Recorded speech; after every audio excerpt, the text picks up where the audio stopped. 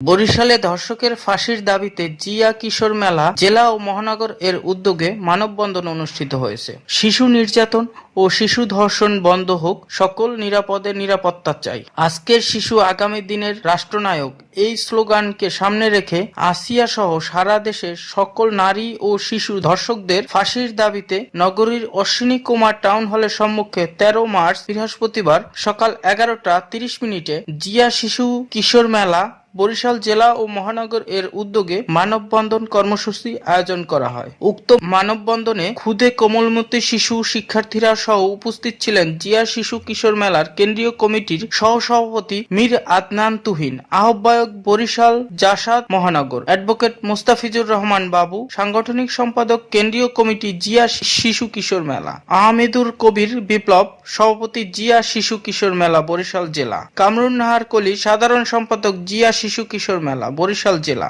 এছাড়াও আরো উপস্থিত ছিলেন মীর আশিক আহমেদ শাহিন, সভাপতি জিয়া শিশু কিশোর মেলা বরিশাল মহানগর, মোহাম্মদ সাদ ইসলাম, সাধারণ সম্পাদক জিয়া শিশু কিশোর মেলা বরিশাল মহানগর। জেলা ও মহানগরের অন্যান্য নেতৃবৃন্দ উপস্থিত ছিলেন। কোমলমতি শিশুরা বিভিন্ন প্লেকার্ড নিয়ে এই আয়োজনে অংশ নেয়। এ সময় তারা ধর্ষকের একমাত্র শাস্তি মৃত্যুদণ্ড কার্যকরার জোর দাবি জানায়। বরিশাল থেকে মোহাম্মদ পারভেজ শিকদার, নিউজ ডেস্ক, বিজলি টিভি।